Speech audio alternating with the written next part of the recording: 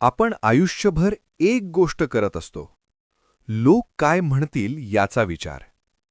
आपण काय करू या आधीच लोकांना ते आवडेल का हे ठरवत असतो. आणि हळूहळू आपलं आयुष्य आपलं राहतच नाही.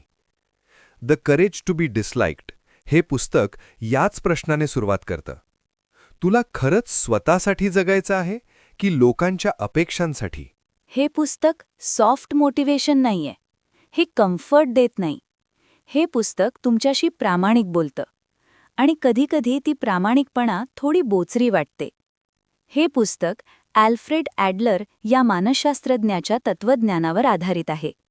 फ्रॉइड आणि युंगपेक्षा वेगळा विचार करणारा माणूस.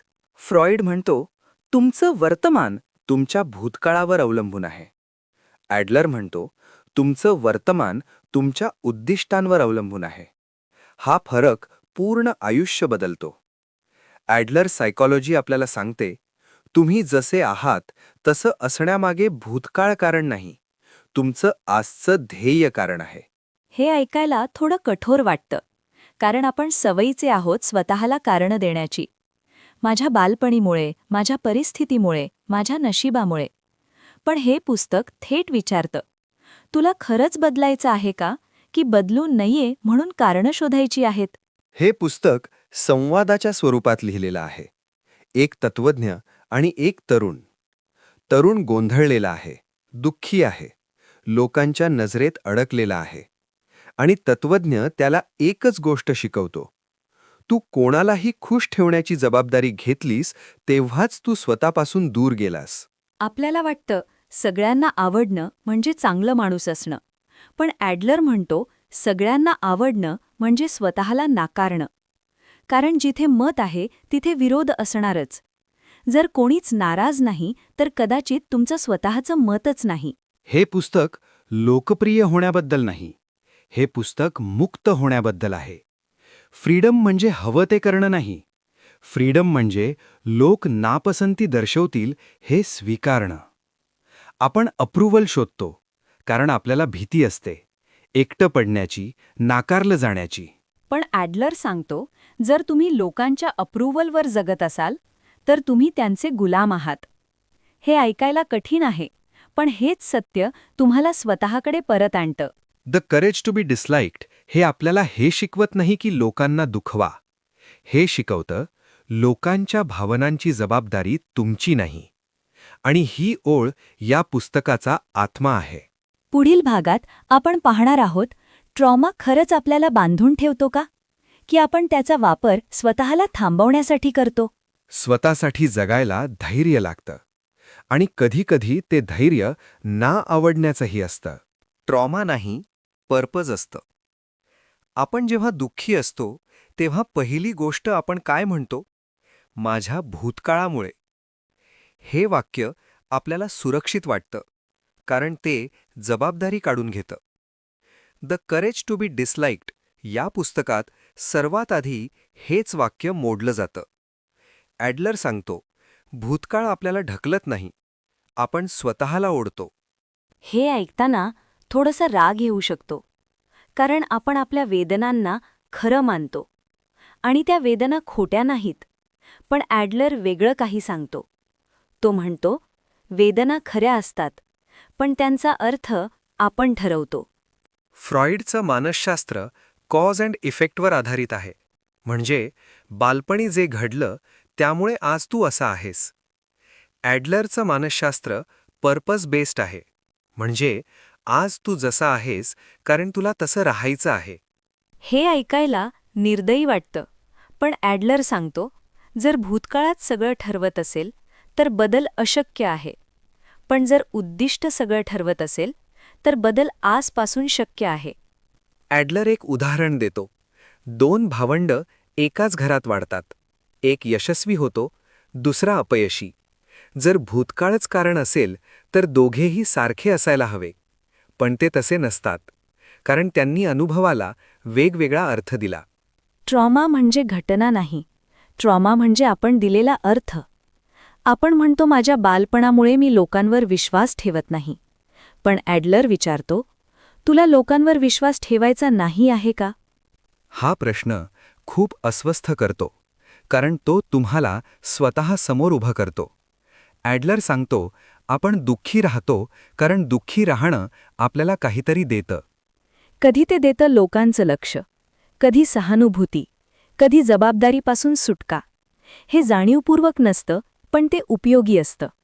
हे पुस्तक दुःखाला कमी लेखत नाही, पण ते दुःखाला सिंहासनावर बसू देत नाही. ॲडलर म्हणतो, तुम्ही आज तुमचा भूतकाळ वापरता कारण आज तुमचं ध्येय तेच आहे. जर तुमचं ध्येय बदललं तर कथा बदलते, आणि कथा बदलली तर आयुष्य बदलतं. हे खूप मोठं स्वातंत्र्य आहे, पण हे स्वातंत्र्य जबाबदारी घेऊन येतं. स्वातंत्र्य सोपं नसतं, कारण आता कोणालाही दोष देता येत नाही. ॲडलर सायकोलॉजी आपल्याला विक्टिम पोझिशनमधून बाहेर काढते. आणि म्हणूनच हे पुस्तक लोकांना अस्वस्थ करतं, कारण ते हातात आरसा देते. तुम्ही तुमचं दुःख सोडू शकता, पण आधी त्याचा उपयोग सोडावा लागेल. The courage to be disliked आपल्याला सांगतं, तुमचं आयुष्य आज सुरू होतं.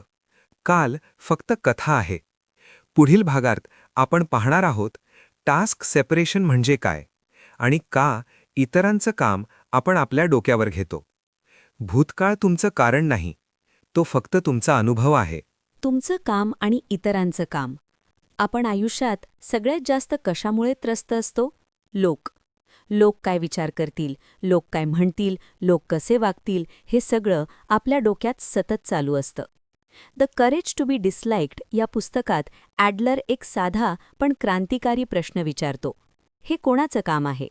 हा प्रश्न खूप साधा वाटतो, पण याच प्रश्नामुळे आपण आयुष्यभर चुकतो.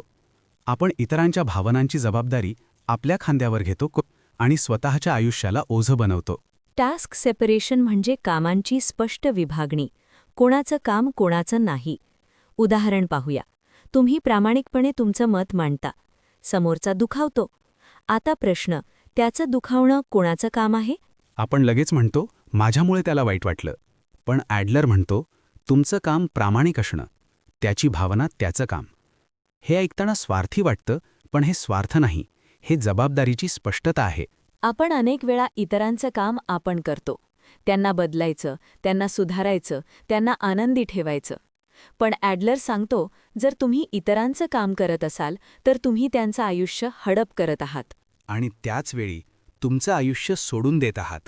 पालक मुलांचं उदाहरण घ्या. मुलाने अभ्यास करावा हे पालकांचं काम आहे का? नाही.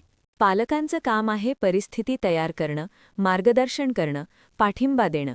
अभ्यास करणं मुलाचं काम आहे. जर पालक मुलासाठी अभ्यास करत असतील तर ते त्याला कमजोर बनवत आहेत. टास्क सेपरेशन मुलांना स्वावलंबी बनवतं आणि पालकांना मानसिक शांती देतं. आपण अनेक वेळा हे समजत नाही, कोणी नाराज असेल म्हणजे आपण चुकीचे आहोत, असं नाही. लोकांची नापसंती तुमच्या निर्णयाचं मोजमाप नाही, ती फक्त त्यांची प्रतिक्रिया आहे. ॲडलर सांगतो, तुम्ही तुमचं काम करा, इतरांना त्यांचं काम करू द्या. पण इथे एक भीती येते. जर मी इतरांच्या अपेक्षा पूर्ण केल्या नाहीत तर ते मला सोडतील? ॲडलर स्पष्टपणे म्हणतो, जर कोणी तुमच्यावर प्रेम करत असेल तर ते तुम्ही त्यांचं काम केलं नाही म्हणून नष्ट होत नाही. आणि जर प्रेम फक्त आज्ञा पाळण्यावर आधारित असेल तर ते प्रेम नाही, ते नियंत्रण आहे. टास्क सेपरेशन संबंध तोडत नाही, ते संबंध प्रामाणिक बनवतं. हे स्वीकारायला धैर्य लागतं, कारण लोक नाराज होतील, लोक तुमच्यावर टीका करतील. पण ॲडलर सांगतो, तेच मुक्तीचं लक्षण आहे. जेव्हा तुम्ही इतरांचं काम सोडता तेव्हा तुम्ही स्वतःला परत मिळवता. The courage to be disliked या संकल्पनेमुळे तुमचं आयुष्य हळूहळू हलकं होतं. तुम्ही कमी बोलता, कमी समजावता, कमी जस्टिफाय करता आणि जास्त स्वतःसारखे राहता. पुढील भागात आपण पाहणार आहोत अप्रूव्हल ॲडिक्शन आणि का नापसंती स्वीकारणं खरं स्वातंत्र्य आहे. तुमचं काम करा, इतरांना त्यांचं काम करू द्या. याच ठिकाणी आयुष्य शांत होतं. अप्रूव्हल ॲडिक्शन आणि स्वातंत्र्याची किंमत. आपण स्वतःला स्वतंत्र समजतो, पण खरंच आपण स्वतंत्र आहोत का?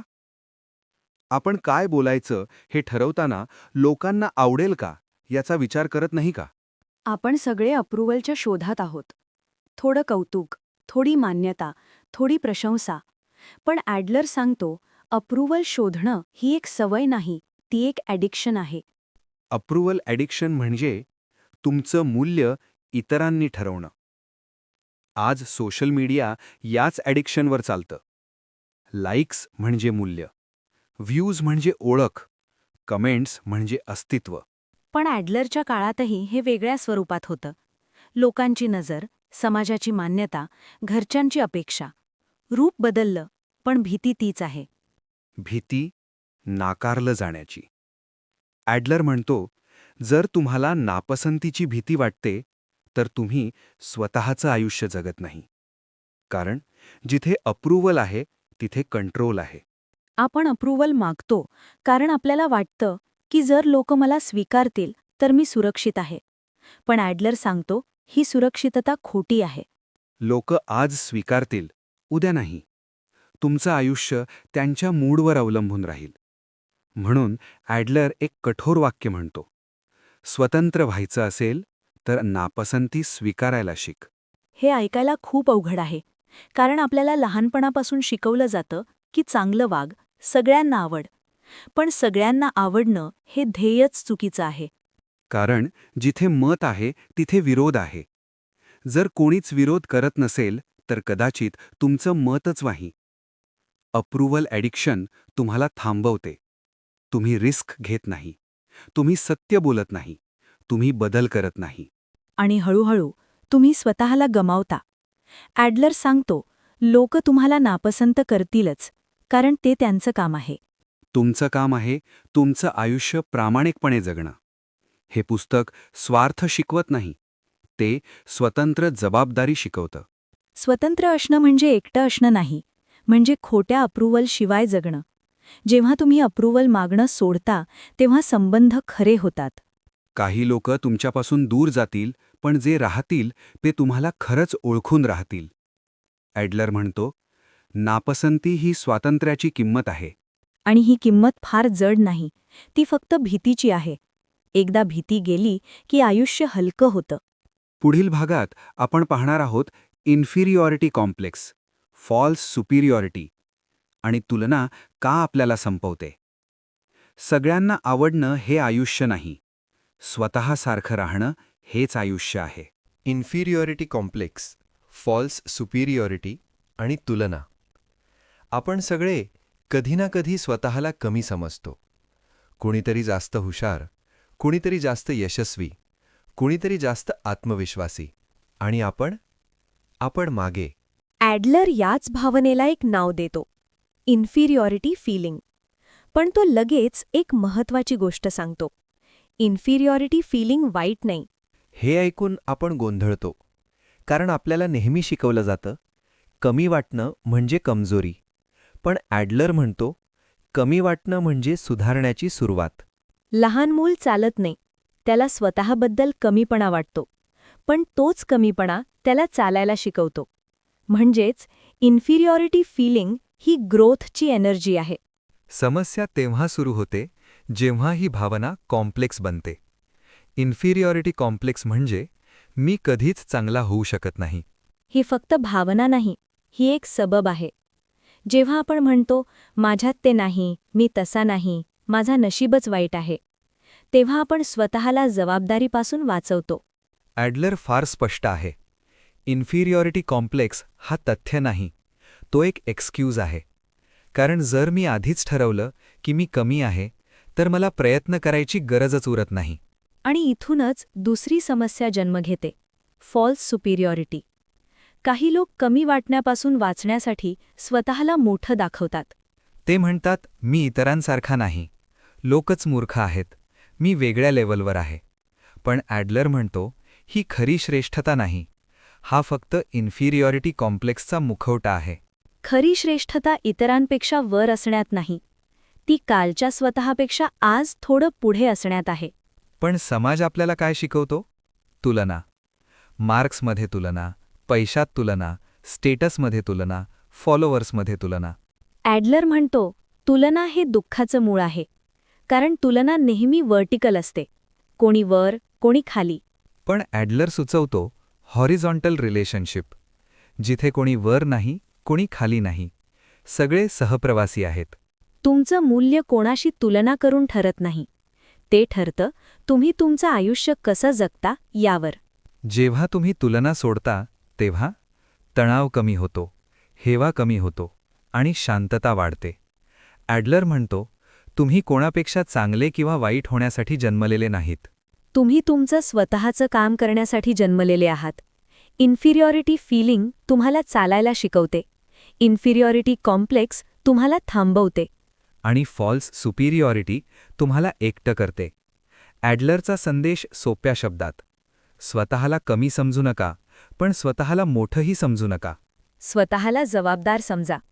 तुमचं आयुष्य स्पर्धा नाही, ते एक प्रवास आहे. पुढील भागात आपण पाहणार आहोत वर्क, कॉन्ट्रिब्युशन आणि मी समाजासाठी काय देतो. तुलना सोडली की श्वास मोकळा होतो आणि तोच खरा स्वातंत्र्याचा क्षण असतो. वर्क, कॉन्ट्रिब्युशन आणि कम्युनिटी फिलिंग. आपण सतत एक प्रश्न विचारतो, मी कोण आहे? पण ॲडलर एक वेगळाच प्रश्न विचारतो, मी उपयोगी आहे का? हे ऐकायला सोप्पं वाटतं, पण हा प्रश्न आयुष्य बदलू शकतो. कारण आपल्या सगळ्या अस्वस्थतेच्या मुळाशी हा प्रश्न दडलेला असतो. जेव्हा आपण उपयोगी आहोत असं वाटतं, तेव्हा आपल्याला मान्यता हवी नसते. ॲडलर याला म्हणतो कम्युनिटी फिलिंग. कम्युनिटी फिलिंग म्हणजे लोकांवर अवलंबून असणं नाही, तर लोकांसोबत जगणं. पण इथे एक मोठा गैरसमज आहे. आपण समजतो, मी खूप मोठं काही केल्यावरच उपयोगी ठरेन. ॲडलर सांगतो, उपयोग लहान गोष्टीतही असतो. एक ऐकणं, एक समजून घेणं, एक प्रामाणिक प्रयत्न. वर्कबद्दल बोलताना ॲडलर फार वेगळं मत मांडतो. त्याच्यासाठी वर्क म्हणजे फक्त नोकरी नाही. वर्क म्हणजे जिथे तुम्ही इतरांसाठी काहीतरी देत आहात. पालक म्हणून, मित्र म्हणून, कलाकार म्हणून, श्रोता म्हणून. पण आपण कामाला भीतीशी जोडतो. भीती, मी अपयशी ठरेन, मी कमी पडेन, लोक मला जज करतील. ॲडलर म्हणतो, ही भीती कामाची नाही, ती तुलनेची आहे.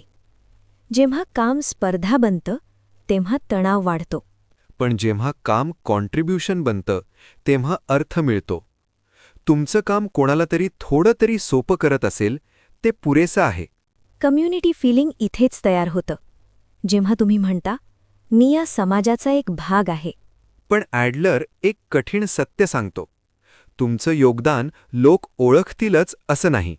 आणि ते स्वीकारायला खूप धैर्य लागतं. कॉन्ट्रिब्युशन अप्रूव्हलसाठी नसतं. ते अर्थासाठी असतं. जेव्हा तुम्ही उपयोगी असल्याची जाणीव ठेवता, तेव्हा एकटेपणा कमी होतो. कारण एकटेपणा लोक नसल्यामुळे येत नाही, तो येतो आपण कोणासाठीही महत्वाचे नाही असं वाटल्यामुळे. ॲडलर म्हणतो, मानवाची खरी गरज सन्मान नाही, ती आहे बिलॉंगिंग. बिलॉंगिंग मिळतं योगदानातून, आणि योगदान लहान पावलांनी सुरू होतं. तुम्ही जग बदलाल अशी अपेक्षा नाही, पण तुमच्यामुळे कोणाचं आयुष्य थोडं तरी चांगलं झालं इतकं पुरेसं आहे. ॲडलरचं तत्त्व खूप साधं आहे. मी कसा दिसतो यापेक्षा मी काय देतो हा प्रश्न मोठा आहे. जेव्हा हा प्रश्न तुमच्या आयुष्याचा केंद्रबिंदू होतो, तेव्हा भीती हळूहळू निघून जाते आणि स्वातंत्र्य शांतपणे येतं. पुढील भागात आपण पाहणार आहोत हॅपीनेस म्हणजे काय आणि ॲडलरच्या मते आनंद कसा मिळतो. उपयोगी असणं हेच आयुष्याचं सर्वात मोठं समाधान आहे. हॅपीनेस, लाईफ टास्क्स आणि फ्रीडम. आपण सगळे एकाच गोष्टीच्या शोधात आहोत, आनंद. पण आपला समज असा आहे, आधी यश मिळालं की आनंद मिळेल. ॲडलर हा समज पूर्णपणे उलटा करतो. तो म्हणतो, आनंद हे परिणाम नाही, आनंद ही निवड आहे. हे ऐकायला अवास्तव वाटतं, कारण आपण म्हणतो परिस्थिती चांगली असेल तरच मी आनंदी राहू शकतो. पण ॲडलर विचारतो, परिस्थिती खरंच आपल्यावर इतकी सत्ता ठेवते का, की आपण स्वतःची भूमिका निवडू शकतो. ॲडलरच्या मते आयुष्य 3 लाईफ टास्क्सने बनलेलं आहे. पहिलं वर्क टास्क, दुसरं फ्रेंडशिप टास्क आणि तिसरं लव्ह टास्क. हे तिन्ही टास्क परिपूर्ण झाले तरच आनंद मिळेल असं ॲडलर म्हणत नाही. तो म्हणतो या टास्ककडे तुमची भूमिका महत्वाची आहे. वर्क टास्क म्हणजे फक्त करिअर नाही, ते आहे मी समाजात माझं स्थान कसं शोधतो. फ्रेंडशिप टास्क म्हणजे लोकांशी कसं वागतो हे नाही, ते आहे मी लोकांशी स्पर्धा करतो की सहकार्य करतो. लव्ह टास्क सगळ्यात कठीण, कारण त्यात इक्वॉलिटी लागते. ॲडलर म्हणतो, प्रेमात कोणी वर नाही कोणी खाली नाही, पण आपण कंट्रोल शोधतो. कंट्रोल भीतीतून येतो. भीती आपण गमावू. आणि हीच भीती आपल्याला खऱ्या आनंदापासून दूर ठेवते. ॲडलरचा आनंदाचा विचार खूप साधा आहे. आनंद म्हणजे स्वतःला स्वीकारणं, इतरांवर विश्वास ठेवणं आणि योगदान देणं. हे तिन्ही एकत्र आले की आनंद आपोआप तयार होतो. पण आपण आनंद पुढे ढकलतो.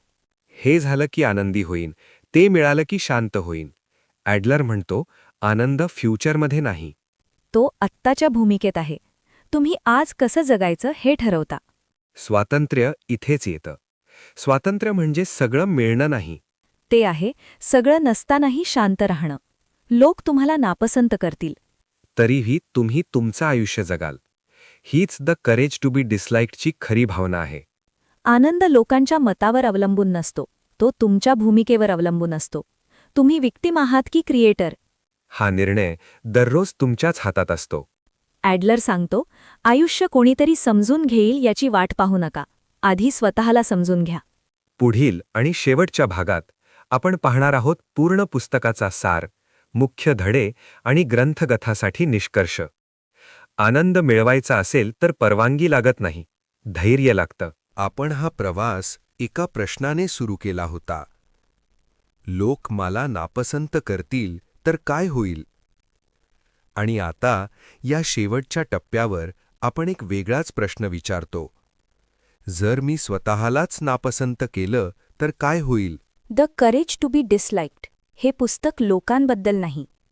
ते आहे स्वतःबद्दल. या पुस्तकाने आपल्याला काही कठोर सत्य सांगितली. भूतकाळ आपलं भविष्य ठरवत नाही. आपण विक्टिम नाही. आपण भूमिका निवडतो. अप्रूव्हलची गरज स्वातंत्र्याची सर्वात मोठी अडचण आहे. इन्फिरियॉरिटी हे सत्य नाही. तो एक स्वतःला थांबवणारा विचार आहे. तुलना आनंद हिरावून घेते. योगदान आनंद निर्माण करतं. आणि आनंद भविष्यात नाही, तो आत्ताच्या निर्णयात आहे. हे सगळं वाचायला सोपं आहे, पण जगायला खूप धैर्य लागतं. कारण स्वतंत्र आयुष्य एकटं असतं, पण ते खोट्या सन्मानापेक्षा खूप हलकं असतं. ॲडलर आपल्याला एकच गोष्ट शिकवतो. तुमचं आयुष्य तुमचं आहे. लोकांचं काम आहे मत देणं. तुमचं काम आहे जगणं. जर लोक तुम्हाला नापसंत करत असतील, कदाचित तुम्ही खरंच जगायला लागला आहात. हे पुस्तक आपल्याला बंड करायला सांगत नाही. ते सांगतं, शांतपणे स्वतःसारखं राहा. आयुष्य कंट्रोल मिळवण्याबद्दल नाही, ते योगदान देण्याबद्दल आहे. आणि जेव्हा तुम्ही योगदान देऊ लागता, तेव्हा तुम्हाला स्वतःची किंमत सांगावी लागत नाही. ती इतरांना जाणवते. The courage to be disliked आपल्याला एक परिपूर्ण आयुष्य देत नाही, पण ते एक प्रामाणिक आयुष्य देऊ शकतं. आणि कदाचित तेवढंच पुरेसं आहे. आता हा प्रश्न तुमच्यासाठी. आजपासून तुम्ही कोणासाठी जगणार?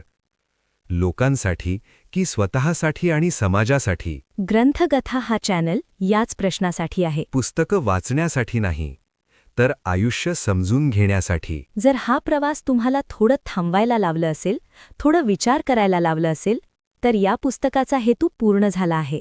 ग्रंथगथावर आपण असेच विचार बदलणारे, मन हलवणारे ग्रंथ उलगडत राहू. तुमचं धैर्य तुमच्या सोबत असू द्या. लोक काय म्हणतील यापेक्षा तुम्ही स्वतःला काय म्हणता हे महत्वाचं आहे.